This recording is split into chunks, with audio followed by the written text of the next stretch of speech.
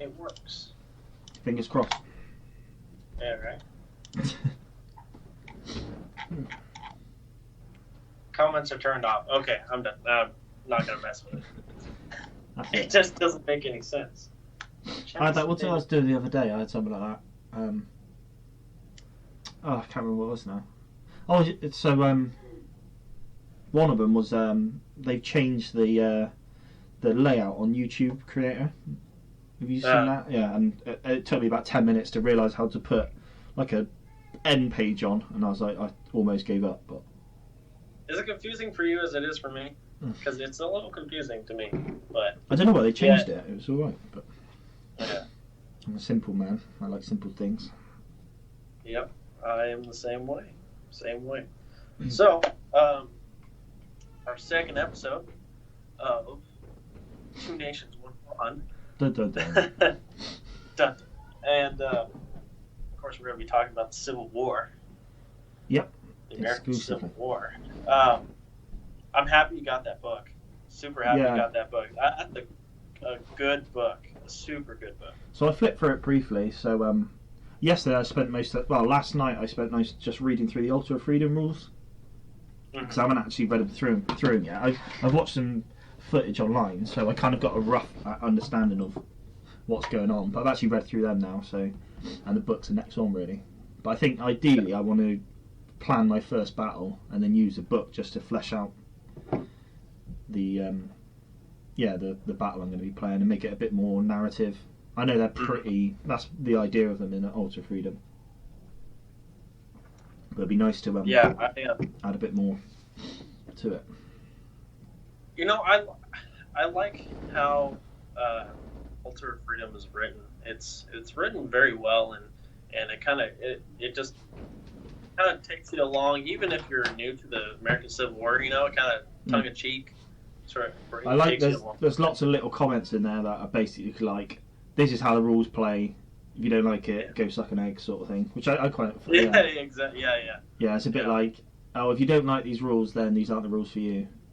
And then, which is nice actually, because like I like how he's put in there like this isn't for tournament play, and straight away in my eyes that kind of starts like ruling out any right. funny players where, because I've played games where admittedly not too many that people have been funny about, but it's almost like that rule set's deliberately designed to avoid any conflict between rules.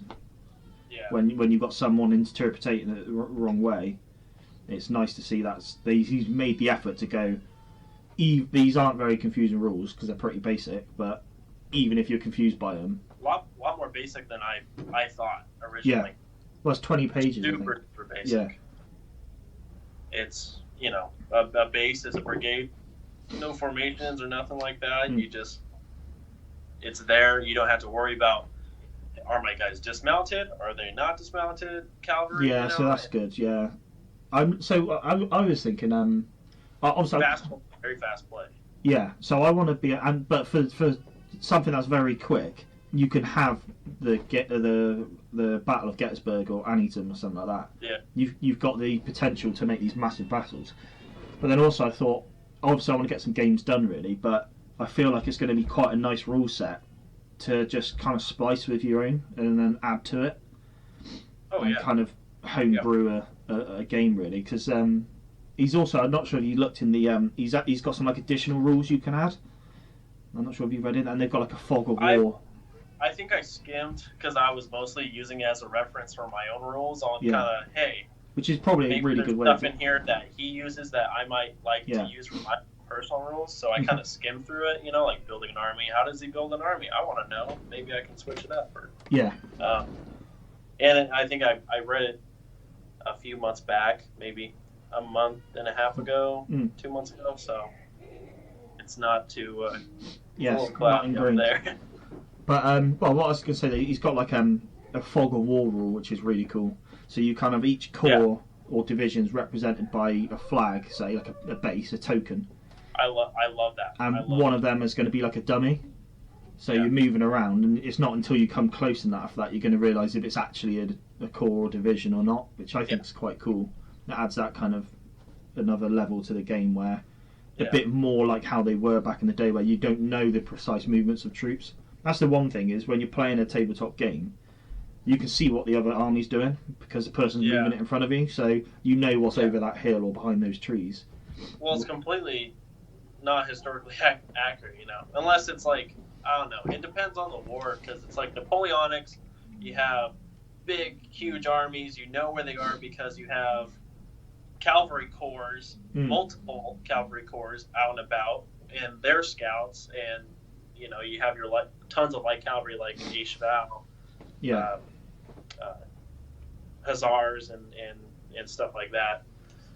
But like with the American Civil War, they don't use cavalry. They only have one cavalry corps. Confederates have Jeb Stuart, at least for the eastern theater. You have Jeb Stuart with his cavalry corps, and then you have Pleasanton with his cavalry corps on for the Union side, and those are really the only eyes and ears, And then obviously late war. I don't know I don't know what the Western Front's like, but you've got Sherman on the Western Front, haven't you? And he comes east in the end. I don't know about the Western Front, but it's like. Because I know Sherman and Grant were together on the Western Front, weren't they?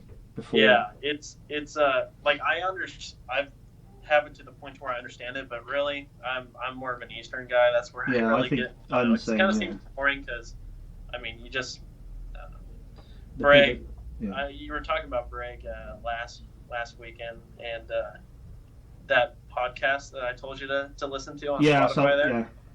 Yeah, and then, just for everybody out there, watch, if you guys have Spotify, watch what is it? Key Battles of the Civil War. Yeah, that's podcast. It.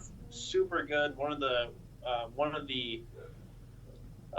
people who do it, mostly the guy that has all the research there. He is a professor for the University of Virginia, I think. So, of course, he's right stuck in there in the middle of it all. And he does full classes at the university on the American Civil War. So he's very knowledgeable about it. And he's got a funny story I wanted to tell you about Brig. And again, of course, all these guys are veterans of the Spanish-American War, And Brig is one of those as well. And I guess during the American Spanish War, Brig was in his tent, and I don't know what rank he was, probably like a lieutenant or something like that, captain at the time. And a cannonball came into his tent but never exploded, right? Yeah. And the professor talks about that, about when he was in college. And there was the professor had an intern, and of course they're all Civil War buffs and everything. And the intern said, the Confederacy lost the Civil War when an artillery didn't explode in Brig's tent. That was when all the way back in 1852 or something like that. That's when the Confederates lost the war. I always thought that was really fun. Yeah.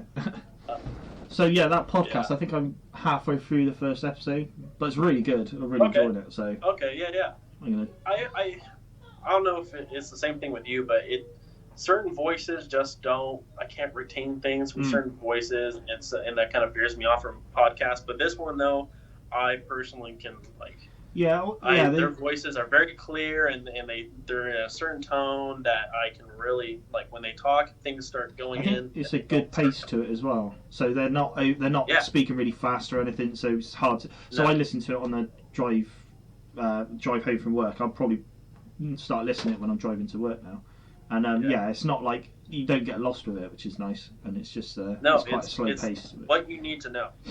Which is really good.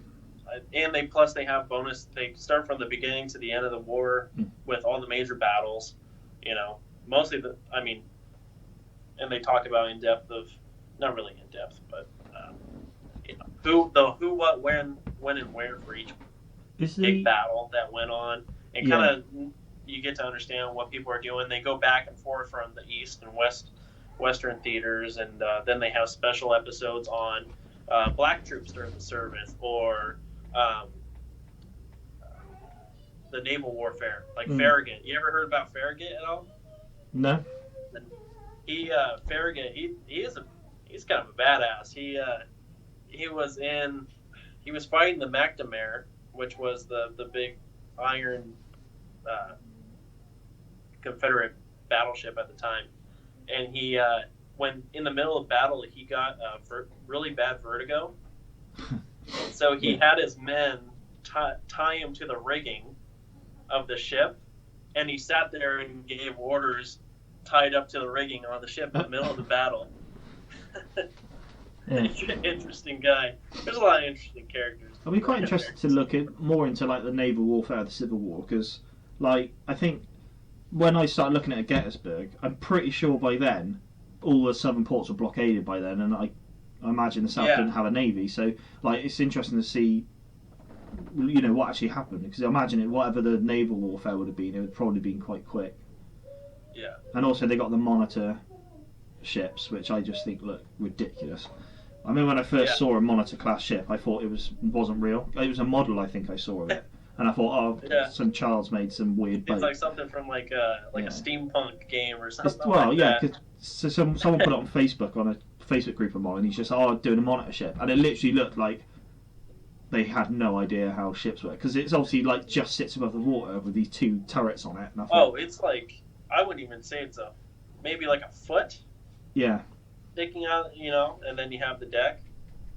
Yeah. So, no, they're just ridiculous, and that's kind of put me off. Like the American Civil War warfare. I'm not a naval warfare guy. When it comes to Civil War, if it's about the naval part of it, it goes over my. It's because I really don't care. Because I imagine that most of the later warfare would have just been on the rivers and stuff. I guess, like Mississippi. Is it Mississippi? It's mostly just naval bombardments and like Vicksburg, when they did the siege for Vicksburg. Yeah. I mean, they just shelled the Ken Burns documentary, The Civil War. They do a good job with explaining that. Yeah. Vicksburg siege, and just how awful it was. But they didn't surrender, and that was kind of Sherman's idea was, I'm going to make this war as terrible as possible, so that way it ends quickly and we don't do anything stupid like this ever again. Yeah. Sherman's he's quite an interesting person as well, isn't he, Sherman, with his kind of idea, like his style of just making the South bleed in a way. Like his kind of just when he his march south, wasn't it? He was just burning everything and just making a general mess. Again, like you said, kind of. They used to take the railroad ties, and they would get like trees and stuff, and they would bend the railroad ties like this way and cross them. They were called Sherman's neckties. Oh, really? Yeah. So it's quite. Yeah, it's quite. Sherman. He's an interesting character. You'll see a lot of both Sherman and Grant. Grant is even more fascinating because he hates the sight of blood. He can't stand anything that has to do with violence. It's really weird. There was one incident where this boy on his staff was whipping this horse, trying to get it to move and everything, and he stopped it right away, whipped him, and then tied him to a tree and said, "I'm not going to play around, like that's ridiculous." You know, and it's like this general who is commanding these amazing armies, and then just so much bloodshed in one day, like Shiloh, the Battle of Shiloh, the first real, besides the Battle of Bull Run or Manassas or whatever, Shiloh was like the first big battle, and just in that battle alone, you have more deaths than all of the American wars, even if you throw in the French and Indian War into it, more deaths than all of them combined in just 2 days. Just 2 days. I mean, it's absolutely crazy. Another guy to look at is which you'd like it because it's Confederate. But Albert Sidney Johnston. Yeah. Look into Albert Sidney Johnston. he's an interesting guy. In the Battle of Shiloh, he dies there. I wish it would have been interesting though. A lot of these guys, it would be interesting to see them survive. Like Jackson or something like that. McPherson is another one. James McPherson, who's on the Union side. Yeah, I was gonna say he's a Union general. Yeah, he was. A lot of people liked him, but Albert Sidney Johnston though, he gets shot. I think he had like 3 horses shot under him in Shiloh, and then a bullet nicks him right here. Yeah, goes right through there, and he starts veering in the saddle there, and his staff goes, "Sir, are you wounded?" And he goes, "Yes, and I feel seriously." And then he falls off, and he starts bleeding out because it perfect shot and hit one of his like the main artery that you have down there, the femoral artery. No idea. Or something. I don't know. I'm not a doctor. But and it could have been easily treated with like a tourniquet and everything, but his personal doctor though, he sent off his personal doctor to go take care of Union soldiers that were wounded, that were captured. It's just amazing stories. So on that live stream you recommended, they mentioned Forrest. I can't remember his first name, but I didn't really. They were saying he started as a private, which I didn't realise. He started as a private From and a got private all goes to general. all the way up to. He's got a great story. If you want those personal stories that just make it so humanizing, like when you look at, I don't know, when you look at like, oh, the 19th Indiana is going this way and they're in combat, blah blah. When you connect with the stories of those individuals, like scenes and all that, especially even at Gettysburg, it, I don't know, just kind of humanizes everything, and it really puts you in there with the men. And a good thing to watch is the YouTube channel I'm subscribed to, and I watch them all the time. The YouTube channel of the National Gettysburg Military Park. Oh, okay. Yeah. And they have tour guides there. During the summer, they have tour guides where you go out and they videotape the whole tour. People go and the park rangers talk about stories and different parts of the battlefield and everything. Yeah. And you might want to write this down, but Matt Atkinson is my favorite park ranger. He is so funny. He's from Mississippi, so he's got that Mississippi voice and that southern draw. He's funnier than hell. Is it? And I recommend him. Is the channel the Gettysburg NPS? Yes. Okay. Yeah. National Park Service. I've just subscribed to it. I'll check that out. But yeah, brilliant. And then they also have, in the wintertime, they have inside lectures as well. So, okay. Yeah. Nice. But they're really good, though. I love just listening to them while I paint. That's what I listen to when I paint my ACW guys. But watch the Devil's Den one. That's a really good one. And he talks, Matt Atkinson talks about Colonel Van Horn Ellis of the 124th New York, and they're fighting in Devil's Den, and they're going up against Hood's Texans and Alabamians, Georgians. That's a great story. If I can remember correctly,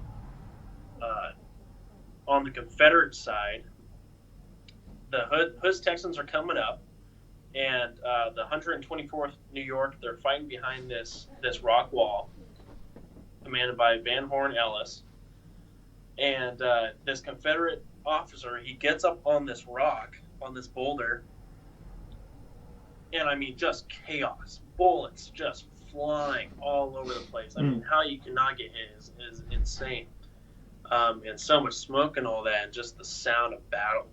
He gets up on this boulder, and he grabs a musket from a guy, and he starts firing. I mean, he's just in perfect range, like in regular battle, like, hey, the officers don't go on their horses because that's a way it gets shot off. Like on Pickett's charge, they're like, hey, no officers on horses. everybody's got to be on foot, you know. Yeah. And here he is, and he's firing, and he's all the guys are crowded down around him, and I mean, a lot of them are going up because I mean these are like 4 brigades in Hood's assault, you know. So I mean, how many regiments is that? That's a lot of guys. And so they're running up the hill and everything, and he's firing them. He's throwing the muskets down, and the guys are loading them, and they're handing them back up to him. So he just constantly have a rate of constant rate of fire. Yeah. And he gets shot in one arm, gets down, and then he gets back up and continues to fire. And he does this 3 more times, and he gets shot 3 more times. Jeez. And of course, the last bullet kills him finally. And they're running out of ammunition, the 124th. And Colonel Van Horn Ellis was an interesting guy. Before the war, he was in the Navy, stationed in Hawaii with the fleet. And then he was also I think a banker. He was a logger. He was all sorts of stuff. I have it in the book down here. But yeah, it really feels like the generals and they're literally like pulling the battles like together almost, like them, like they said, him just urging on all the troops and stuff by doing these like very individual things. It's quite it's crazy. The stuff that they were able to go through, I mean, it's overwhelming. You kind of have to sit back and wonder, are people today the same, like have that same sort of mentality, sort of courage, you know? It's unbelievable. It's absolutely incredible. I'd probably, if I was in the American Civil War right now and really, getting stuck in and watching the movies and watching the things, I probably have a lot more stories to tell you. No, I forget a lot of them, and then I get back into it, and then I can refresh myself on a lot of stuff. But yeah, I mean, I guess I'm quite lucky where I don't really know much, so I've got loads to learn because I just like stuff like that. The knowledge is endless. Yeah, I got some cool books here. Let me get some cool books.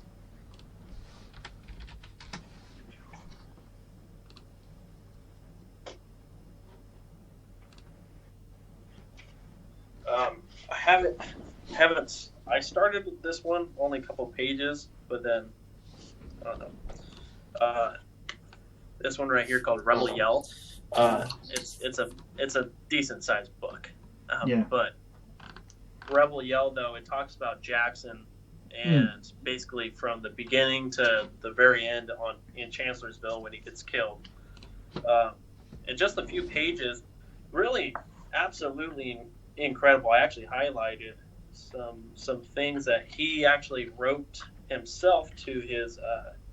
I'm yet to kind of look into Jackson. Like I know about Jackson and object, but like I don't know whether I'm because not that things are biased towards Jackson, but there's so much about Jackson. He's this amazing general, and I kind of like want to look into some other generals first, give them a bit more time before I invest more time into learning about Jackson. Because again, like Jackson, unfortunately, didn't make it till kind of like the second half of the war. So right before Gettysburg. Yeah.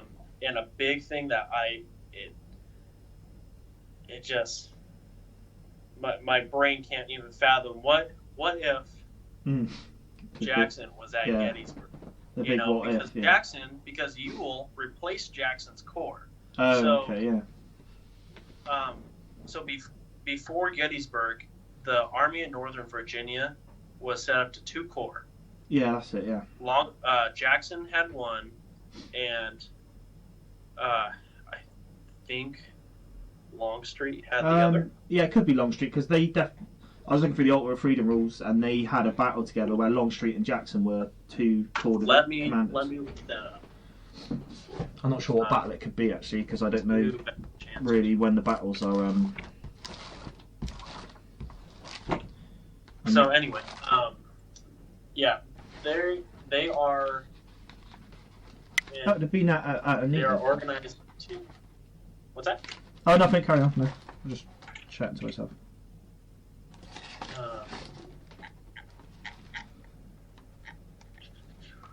Okay, Jackson's got the 2nd Corps. Yeah, it is Antietam.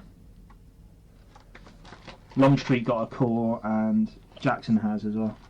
Okay, yeah. So, and of course that's like Longstreet and Jackson with 2 corps, and then Jeb Stuart with their cavalry, which Jeb Stuart is able to run their entire corps around the entire Union Army without them even knowing. Multiple times. I mean, that's the dream team. That's the A team right there, And then Jackson gets killed at Battle of Chancellorsville at night, and so Lee, like he says when he learns that Jackson is going to lose his army, he goes, he's lost his left and I've lost my right. Jackson was Lee's right hand man always. It's and always, the thing with Jackson is a lot, because all the other generals, most I shouldn't say all, but most of the Confederate generals, though, Lee gave very vague orders. The generals would interpret them, I guess. And those generals, it was very hard for them to interpret, but then they would follow it by the letter. Jackson was good. He was able to do things himself. And that was perfect. That's exactly what Lee needed, because with Lee's vague orders, though, he'd say, hey, I want you to do this and this. And then Jackson would be like, okay, I'll do it, and I'll figure out my own way of how I'm going to do it. A bit like, go take this hill. It's kind of, it's kind of like, oh, I want you to take this and play this, or I want you to take this hill. Where some generals, okay, I guess we go, but how do you want us to do somebody it? Like Early, he's not that kind of guy. But yet he's replacing Jackson, who was, So after Chancellorsville, after Jackson dies, Lee sits back and he goes, okay, I need to reorganize this army, because Jackson was such a valuable resource that's not there anymore. And so he divides it into 3 corps, and of course then the next campaign is the Gettysburg campaign, which we have Early takes most of Jackson's corps. So Ewell. Ewell is I'm probably mixing you up now. No. But Ewell takes Jackson's corps, and which they're completely different people. Not Early. Early's a division commander at the time. I can't think of it. I haven't got that far in building my Gettysburg army, so I don't know who's second and third corps. See what happens when you get out of the ACW phase? You start getting things. That, or maybe it's old age, I don't know. You're not that old, surely. You can't claim that yet. 21, you start losing shit. Right. So Ewell's in charge of the 2nd Corps. Longstreet, of course, we know, is in charge AP Hill is 3rd Corps. APL, that's right. Yeah. Okay. APL. So, yeah. No, Longstreet's got a warm place in my heart, though. Longstreet was Grant's best man at his wedding. Yeah, I remember you saying, Yeah. And also, you got to understand that Longstreet, before the Gettysburg campaign, he just got back to the Army because he was taking care of his family, which basically his entire family died from fever. Yeah. Scarlet fever or something like that. I think they all died. So you got to also understand that going into Gettysburg, this a very important battle. The Confederates. You think like the top brass in the Confederate, like Virginian Army, at Gettysburg were probably quite shaken, and you got Longstreet who wants to pull out of the battle to kind of, that whole defensive.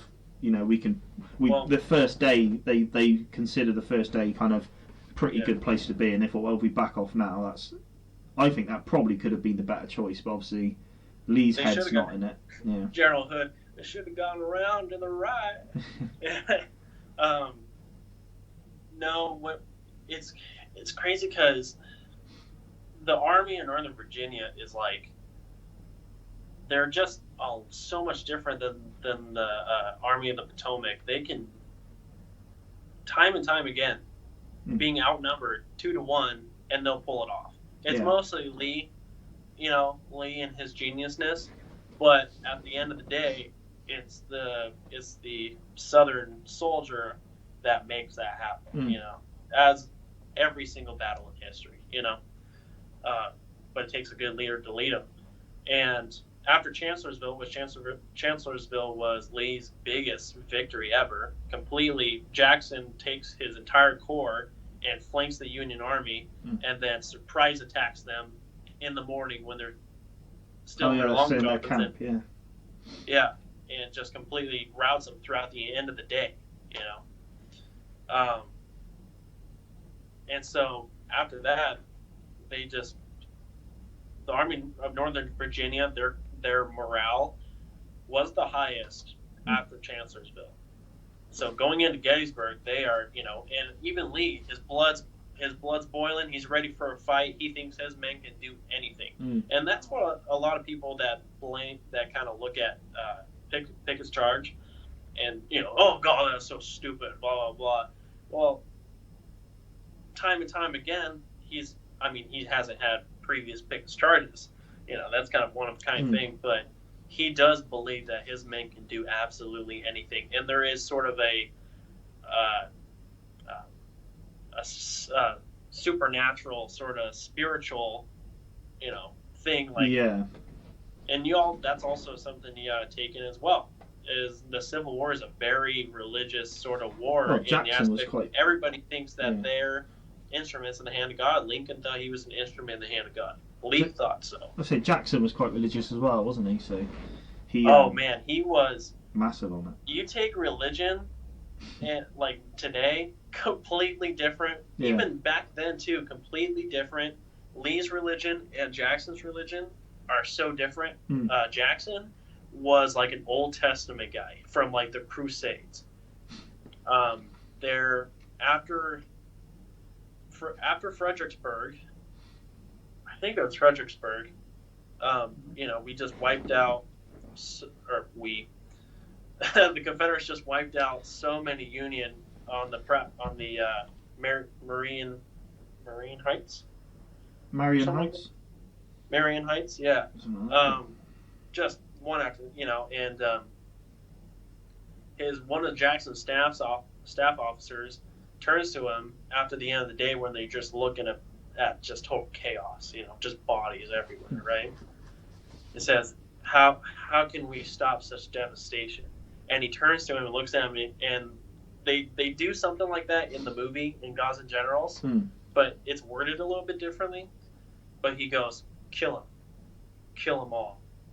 And it's like this really religious guy who also thinks he's, the chosen instrument in the hands of God.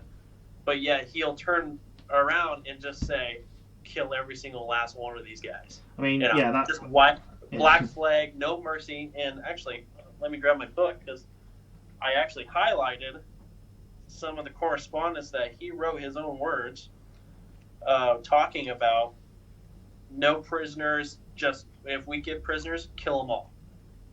Black flag war, and absolutely ending, which is a lot of how Sherman was, what Sherman was like.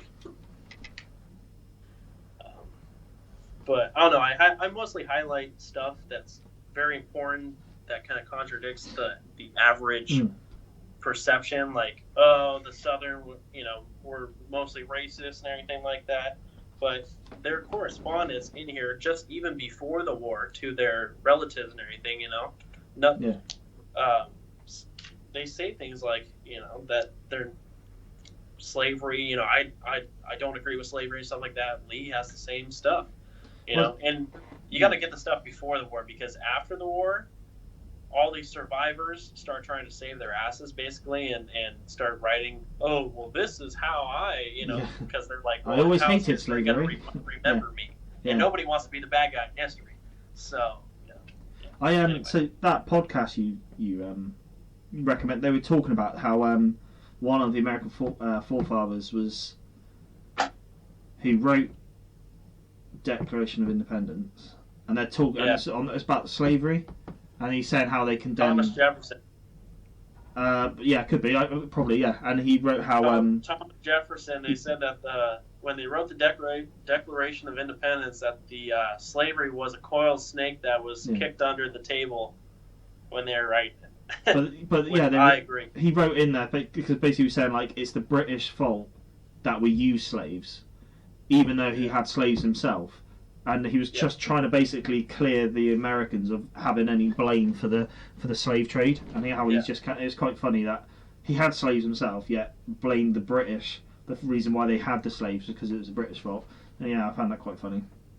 Yeah. I was going to ask. I think it's a combined thing, but the British though got rid of slavery.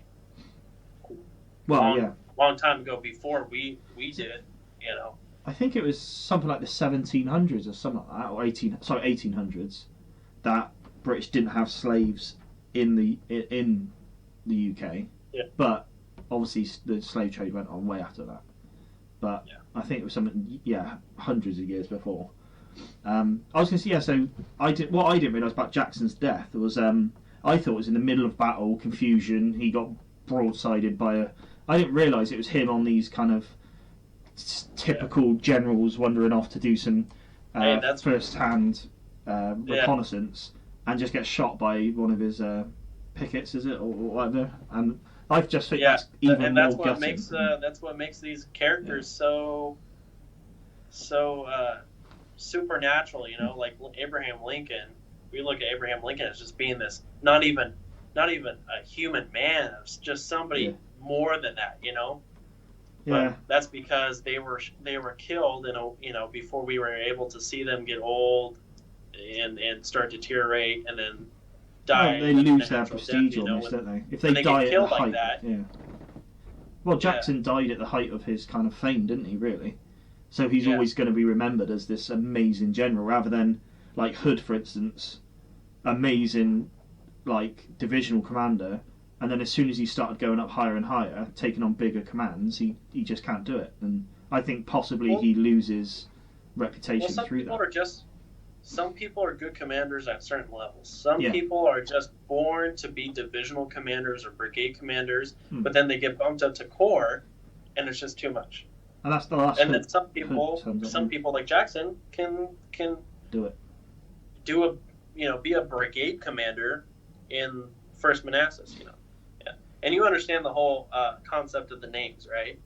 Yeah, so is it Confederates named them after towns and Union named them after rivers? Is that right? Or is it the other way around? More of a simpler way of looking at it. Confederates always named the battles near the towns, near populated areas. So like Antietam, we mostly know as Antietam, but it was on the Battle of Sharpsburg, or the city of Sharpsburg is where it was fought. So in Confederates, it's Battle of Sharpsburg. Yeah. But the Union always, not rivers in general, but just landmarks.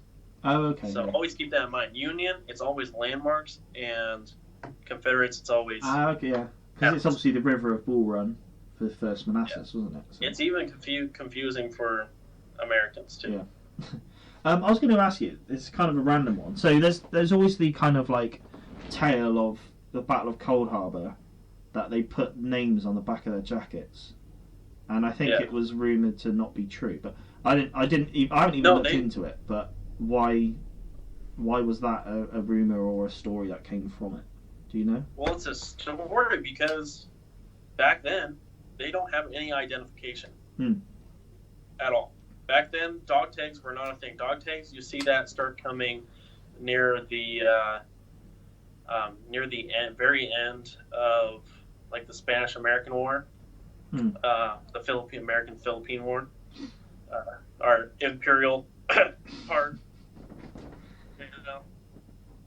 I think the British did a little bit more.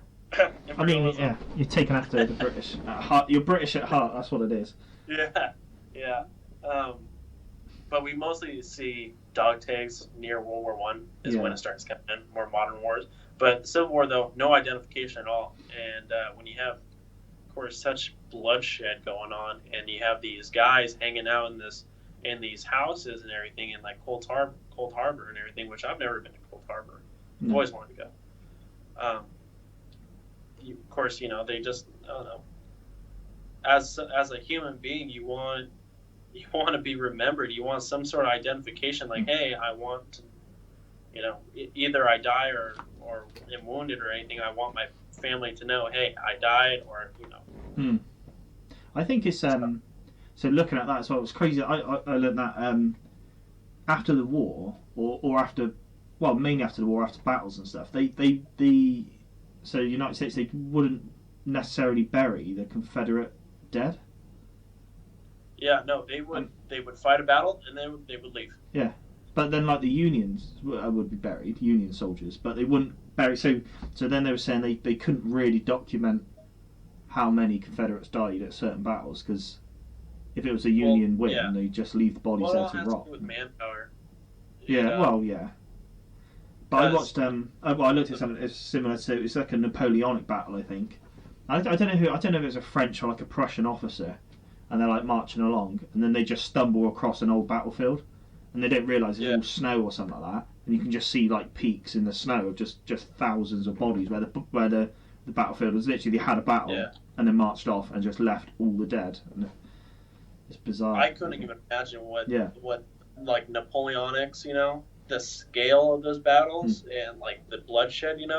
There's a good scene. I don't know if you've ever seen. It's an old movie, but Gladiator. Spartacus.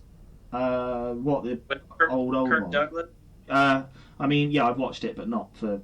I can't remember last time I watched it. There's a scene. I was watching it with my girlfriend, and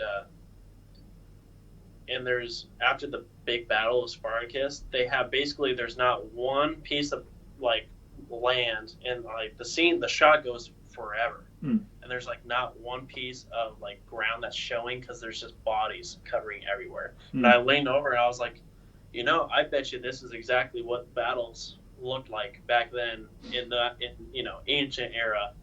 Well, ancients, you just have, you have no muskets or anything. You have no, you had to get up close and personal to kill somebody.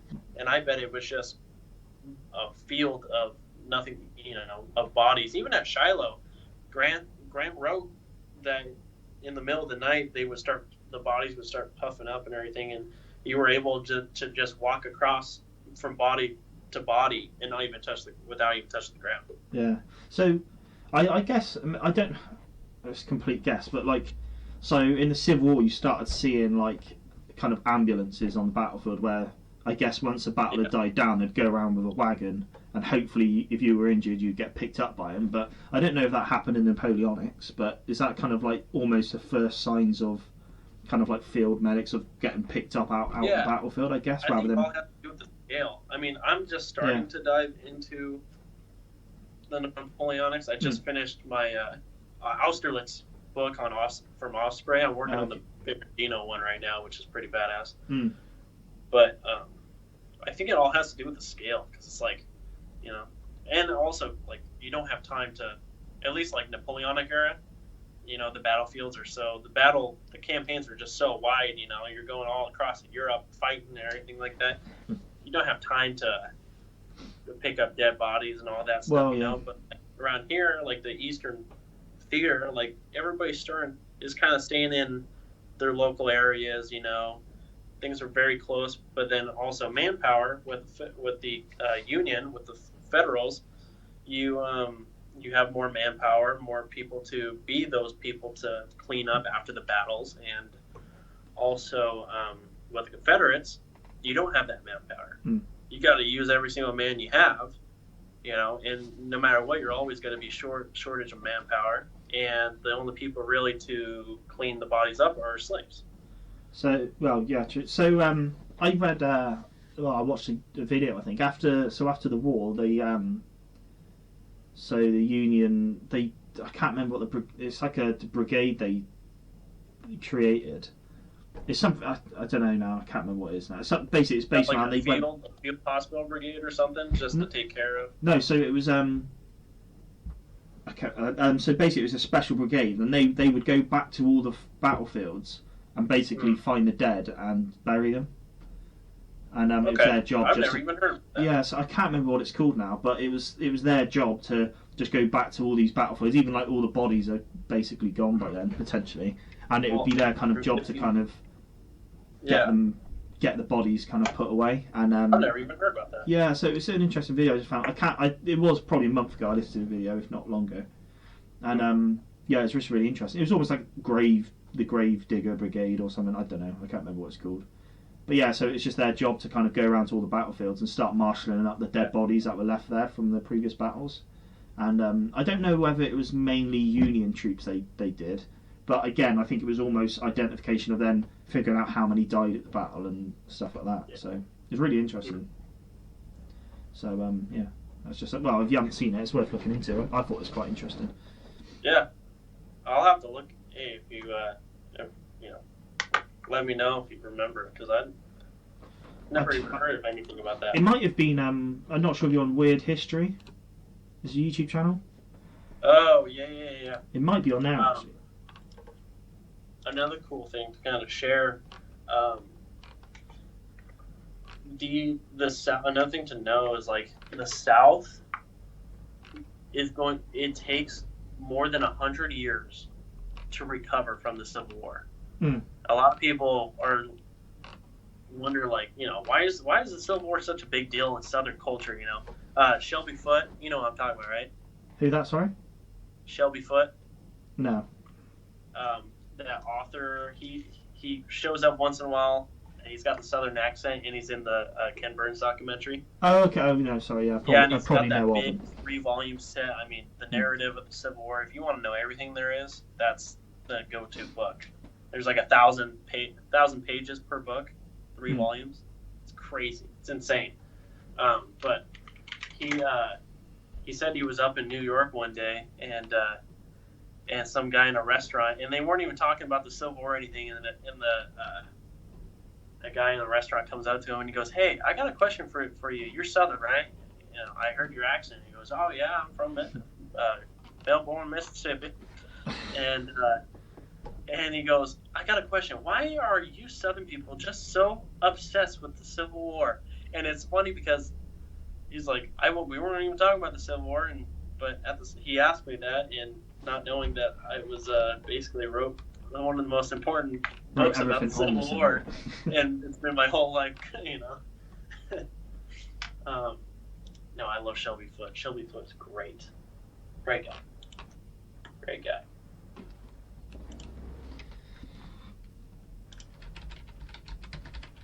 You got a whole 2 people and 1 mic. Are you streaming on yours? No, I'm not. No, just recording it. Oh. I couldn't face trying to figure it out.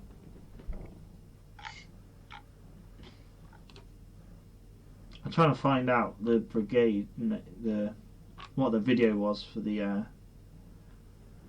Is it an older one? Burial Brigade. I can't even remember. It was probably something that just came up when I recommended when I was watching stuff, and I just clicked it. Oh, hey, I wanted to ask you, have you been to any other battlefields or something? Because you were talking about like your Auschwitz.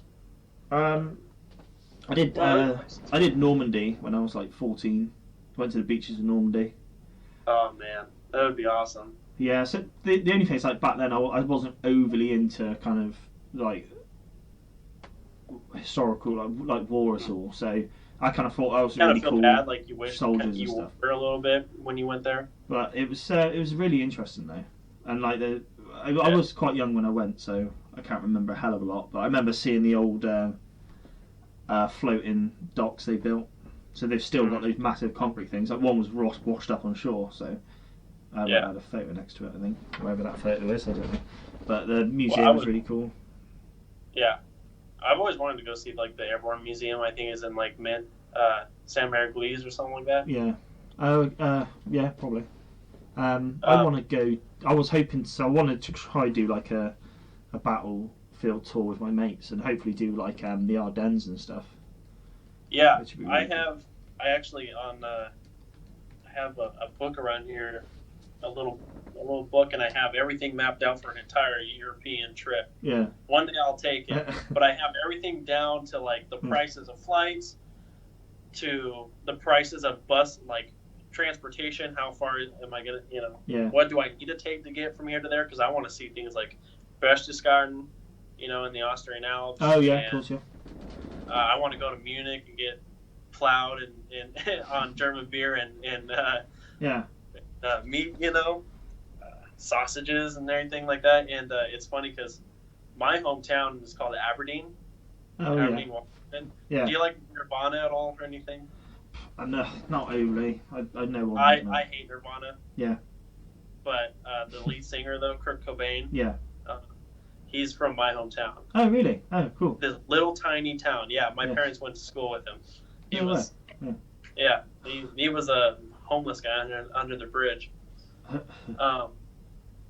So I hate Nirvana. But anyway, so yeah. My first stop though is get on the plane and fly over and then land in Aberdeen in Scotland and then go through and oh yeah, of course. When you said Aberdeen, I was like, I know an Aberdeen. Yeah, Aberdeen, Scotland. Yeah, of course. Different yeah. Aberdeen. No. Yeah. But go through and see a bunch of stuff like Stonehenge and stay in London for a couple of nights. Are you going to do Edinburgh at all? Possibly take a trip down to Bovington. Oh yeah, I want to go to Bovington. To see the tank museum. That's on my list of doing. You got to see the tanks. Both the Porsche and Herschel, I think, is the other company. Yeah. That made the Tiger tanks. But see all of that. But yeah, are you going to possibly go to Edinburgh whilst you're up in Scotland? Do you reckon? Hey, I figured that I'd maybe go see somebody or something like that. One of my mates.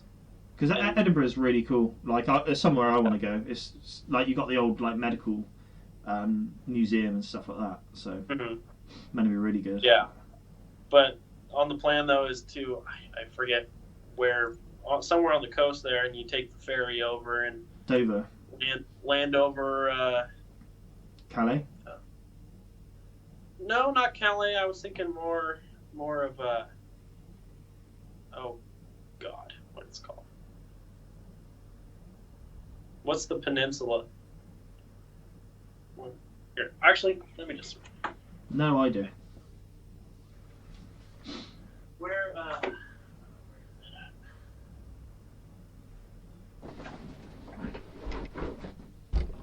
I'm going to carry on searching up about the burial brigade. Probably not that important. Probably not that important. Have some here.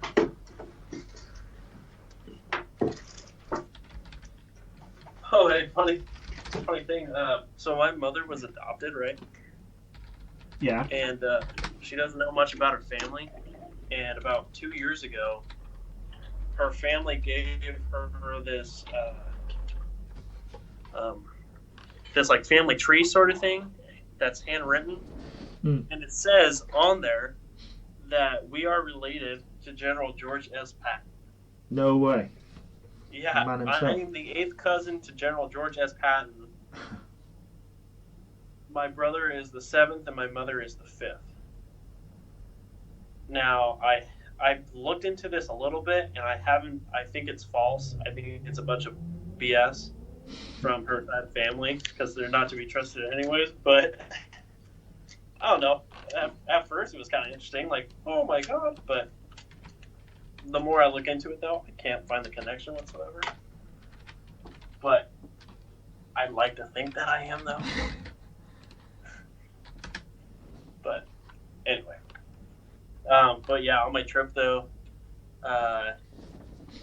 go across on the ferry and then go do the whole Normandy thing and all of that, and then go into Belgium, go see Waterloo.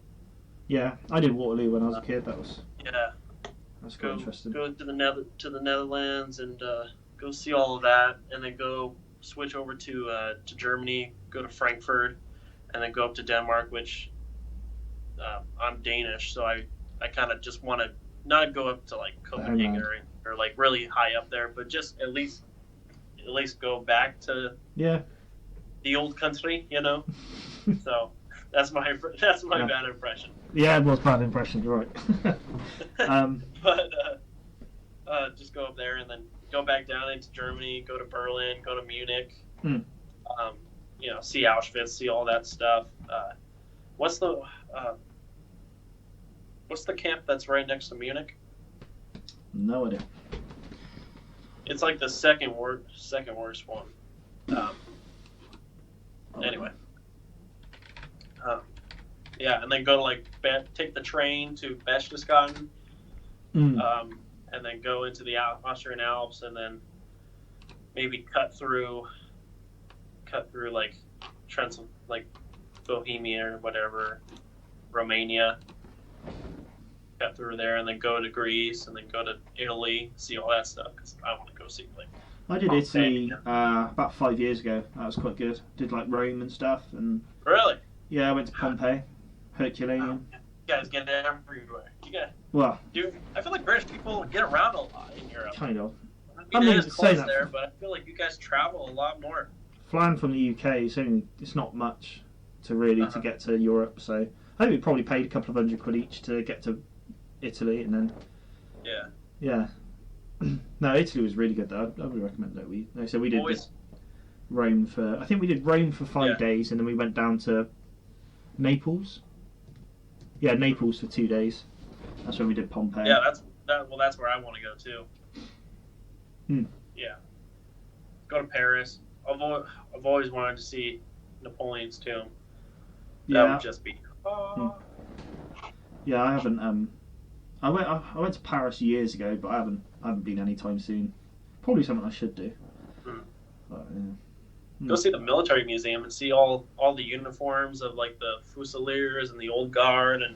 Yeah, we did it when we went to Italy. We went and did the military museum in Italy, so seeing all like the Napoleonic stuff, which was really cool. Yeah, that was cool. It like stuff from like the army of Italy, like Napoleon's? Yeah, so Napoleon's King of Italy and all that stuff. What was it? It was because it was a modern day military museum because it had all the colours and stuff of the so. Yeah, I think it must have just been kind of gunpowder onwards sort of thing. So yeah, I think it was. I didn't know it too. Again, I wasn't really. We went and saw some uniforms and flags, and I thought it was cool. And some guns. When I went to Gettysburg, I was in 6th grade. And I went to Gettysburg. I went to Manassas, nice. And I got to see Jackson's big statue. That was pretty cool. And then I went to the Battle of Cedar Mountain. My grandfather is a big. He digs a lot of stuff. Oh, you said or your video. I think it was on one of your videos, or you said about it. Yeah, I remember you said. Yeah, he lives down in Arizona, down in the west, down the Wild West down there, and he's a big Native American guy. He has his own website and he sculpts Native Americans. Oh, cool. Beautiful, huge sculpt. Little bust to like gigantic stuff. He's very highly educated. I get all my history stuff from him, but he went over there on a digging thing. It was like they picked like 300 people in the country, and he was able to go over there. So that's why I was over there, because he took me with him, and we battled Cedar Mountain.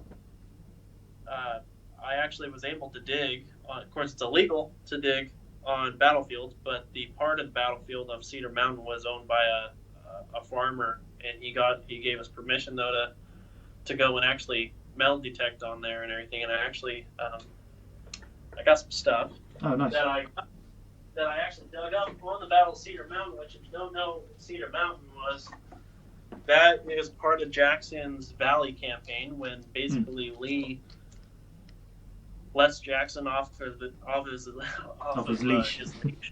And lets him go. Basically, his job is to disrupt the communications and just create a bunch of havoc and chaos, and then disappear in the valley, right? And so the Battle of Cedar Mountain, he almost loses it because he wasn't really. He wasn't on his game during that time. But anyway, I got some mini balls. Oh Jesus, yeah. Yeah, so these are Union ones right here. The ones that I have, these are Union. Is it because of the amount of stripes is it the ridges on them. Yeah. That's how you can tell or something like that. Yeah. I think I might have some Confederate ones. And then these are definitely Confederate because they used whatever they could, so they used regular musket balls. Then these are revolver, handgun ones. Huh. Yeah. Those are pretty cool. So just for scale.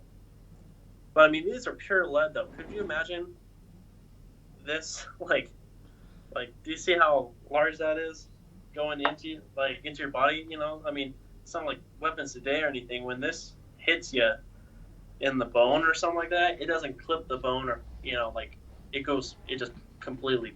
It's like the ammunition they use in like the Anglo-Zulu War. They were saying that it's such big caliber, it would just blow things apart. Rather You're talking about the Martini rifles? Yeah. So they were just saying how the caliber was so big, it wouldn't just hit someone. It would like knock you over. It was crazy. Yeah. Well, of course, with these, you get hit with one of these, you're done. One bullet can make you lose a limb. That's the thing, they haven't got as such piercing power, so then, like you said, they hit you and just shatter everything, rather than like modern day, I guess, bullets go straight through you, in a way. Yeah. Whereas they're meant a bit more brutal. Speaking about caliber, though, so this is a regular one, right? Mm. This one is a 76 caliber, and this one is. Could you imagine being hit by that? Yeah. That's incredible. So that's a little bit of the ammunition they got, and then this one, the big one though, it's been hit by a bunch of plowing equipment because it's been in a farm for so long. I found that one on Battle of Cedar Mountain. That's crazy to think that I guess any battlefield, like to stumble across that, I think is crazy. Like I said, you're finding these things like Europe from or something, because so much history in Europe. I mean, you buy a house in Europe and you start metal detecting, you can find stuff from from when Caesar was messing around in gold to potentially World War II. There's a really good. I think it might be Netflix. It was basically about metal detectors. It was a group of like 4 guys. I know exactly what you're talking about. Is that the Polish, the American, and the 2 British? It was only 4 episodes. Yeah, that's it. Yeah, that's it. But they found the body of that poor little girl in Russia, I think it was. I think they were in Poland, weren't they, on the Polish front? Yeah, and they were the black market guys that they were watching out for and everything. Yeah, they had to bury everything at the end of the day. Yeah, that was a really good series, and they found like a rifle in a river. I think they just pulled. They put their hand in this little stream, and then just pulled out like a. I don't know what rifle it was. It was just crazy to think. Yeah. I love to go to the Eastern Front and just kind of go out in the forest and start digging stuff. You ever watch those videos of those guys digging? All those crazy stuff, like chests. I watched. They open it up and it's all preserved. I watched. It was like a river. So basically, they had these massive super magnets on strings, and they just put them in rivers, and they just wade in these rivers. Yeah. And they're just pulling out what they're pulling out. They pull out grenades. I think one of them pulled up like an LMG. It was just crazy. Is there like I think they're Swedish or something like that. The people who do it. It was just ages ago. It's a common thing. A lot of treasure hunters. That's in the water. They just throw the magnet and then they just try. Yeah. But it's just Again, it's weird to think that it's all still just there, not that far underground, just sat there waiting to be. That's what I think. Because on that metal detector show we were just talking about, they went to like one field, and it's just scattered around the outside of this field was all like gas mask canisters and stuff from the Germans, like loads of equipment where these black market people turned up, went through and thought, oh, this isn't very good, and just chucked it to one side. And they like went to metal detect on this field, and he said it's sad really because they've got loads of these artifacts that have just been already dug up and thrown to side. Yeah. Got a button from a Union button. Oh, it's nice. got the eagle. Yeah. And then this, can you maybe tell me what this is? Is it tip of a sword sheath? Am I right? Close. Bayonet. Bayonet. Yeah. So this is the brass casing of the bayonet, and then this. Can you tell me what this is? I don't know. Is it a buckle type thing? It's the Union breastplate. Yeah. Of the ammo On the strap, yeah. cartridge. Yeah, and so that sits right there. So found that. Oh, yeah. My grandfather, he has a whole case, kind of like your case that you have there. That glass case. He has like just a cabinet of, because he does gold mining and all that, and mineral mining and everything. Because down there in Arizona, and they have a lot of minerals down there and stuff. He goes to like old Spanish forts of like conquistadors and everything, and digs some stuff up. I have some stuff from when I went with him out in the desert there, and some old Spanish forts and all that, and stuff, and Indian pottery and everything. Oh, nice. But, yeah, it's kind of quite well. It's a shame I don't really have some like much battlefields in the UK. Well, we have lots of battlefields in the UK, but not like more modern history. It's more ancient, medieval, old stuff.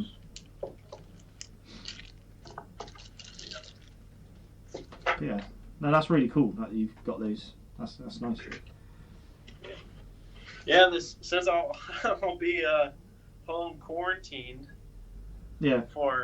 I don't have the virus, but self-quarantine myself, get away from everybody, since my state is in chaos right now.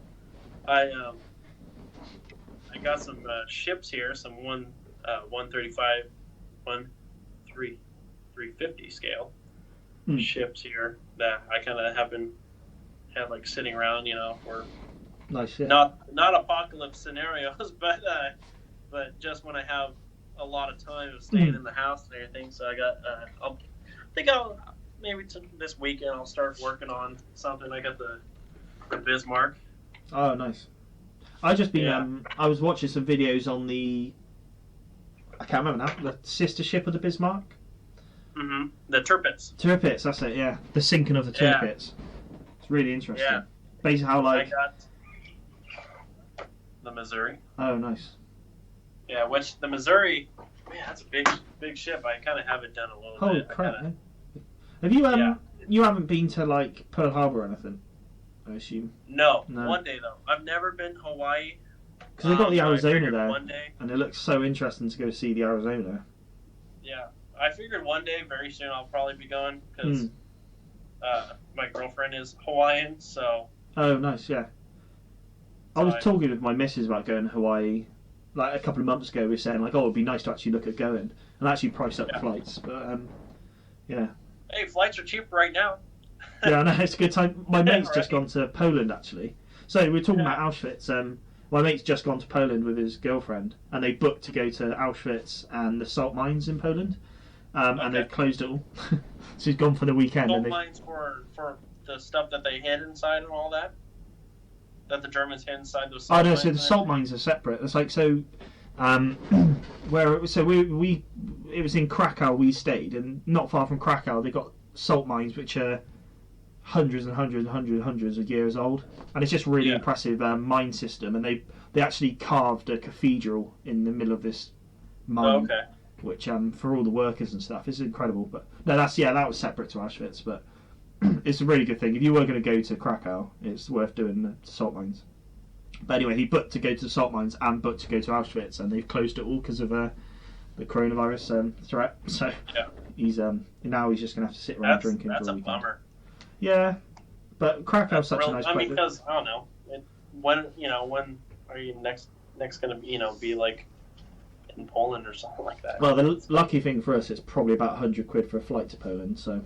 No kidding. Yeah, probably. So. 100? Yeah, so we went there on my. So all my mates went there on my stag do. We went to Poland. Yeah. We didn't do any of the sightseeing on Poland. We shot some guns, I think, and just had obviously doing stag do stuff, drinking lots, and then we went back a year later as a stag anniversary. We called it. Yeah. And we ended up doing Auschwitz and the salt mines the year after, which was really good. But it wasn't too expensive, really. I guess we're lucky. I think it's about $1,200 in U.S. money just to get from here to Aberdeen. Yeah. Is that going to be? Is that you couldn't fly to Ireland? I guess then. To Ireland? Yeah, because like the UK do it where they're trying to make like Ireland a good hub for getting over to the States. Because I think like well, I don't know. There's not. I think for my trip, I didn't want to see Ireland just because there's not really much there for me to see. Yeah, I guess. I just wasn't sure if it was a good stop off because like I think when I went to Ireland, it cost me 40 quid to go from Bristol to Ireland, and it's like less than an hour flight. But I wasn't sure if it was cheaper flying to Ireland and then hop into England that way, and then could be. I don't know. Like I said, it's $1,200 to. Because Aberdeen's quite. Is that northern Scotland or southern? That's northern. That's northern. Like on the very tip. I think the very end of it. Because then, would you get like the train down or something, or would you fly down? Yeah, you just take the train, which is very different because in the U.S., the train system is not the way we get around. We drive here. Train is not. The train is only for oil transportation and. I remember years and years ago watching a documentary. I don't know what it was, and they were. It was like just a group of Americans. I think they were going on a night out, and they were saying how like it wasn't unusual for them to travel an hour or an hour and a half to go out with all their mates and stuff, just because of the scale of them. And I was thinking like London is about 2 hours away from where I live, and I wouldn't really want to drive. Like you talk to like, a lot of people, oh, do you go to London a lot? No, not really. I probably like admittedly my brother lives there, but I've probably been there 4 or 5 times my whole life, maybe a bit more, but. It's only a 2-hour drive. But I consider that a long drive, which I can't be bothered to do. And you think that's not a long drive for me. But I live on the coast, on the Pacific coast, though, and so like we don't live in the high populated area. So my wargaming place is an hour and a half away. Yeah. And if we do anything, we always say down here, because my state's capital is Olympia, which is an hour away. It's in between me and Seattle, but Seattle is the biggest. It's funny because Seattle is not our capital, but yet it's like the biggest city in the whole state, which my brother lives in there too. Yeah. But we always say down here though that if you need a carton of milk, you always have to drive to Olympia, and it's an hour drive. And we're just used to it. If me and my better half want to go eat a nice dinner or something like that, they have all the nice restaurants up there. We don't really have anything down here. We'll drive an hour just to have a dinner, or maybe even just go up there and see a movie. Usually we do like Star Wars. Whenever the Star Wars movie comes out, we get tickets to go see it on the opening night, and then we'll drive home that night at like 2 a.m. or something like that, whenever we got the tickets. And, I don't know, it's just the way we do things. Yeah, I guess I'm quite lucky. Like, my local games club's about 20 minutes away. The centre of Bristol is 20 minutes away by car. So, yeah, I'm quite lucky that I don't really have to travel, which, I don't think I can drive an hour to go watch a film in a cinema. My dad different. Commute every single day. Well, he still does ever since I've been born. He commutes an hour to the job and an hour home. And like I work North Bristol, and it takes me about an hour to get home. But that's probably traffic more than anything. It's about 25 minutes getting in the morning. So Right, I'm glad we spent the whole time talking about Civil War and not European holidays. My last ship, I think the ship that I'm gonna dig into though is King George V. Oh right, yeah. Yeah, I got that one looking at me right now. Oh nice. And all these too. All these have been sitting there collecting dust, just kind of for special times, and they're all ready. I have all the specialized wood decks. Oh, nice. And these are really nice too. Thankfully, I ordered them a long time ago because they're from China. But they're all pre-cut and everything. Whoa. put them down. They look really nice, and then I also have the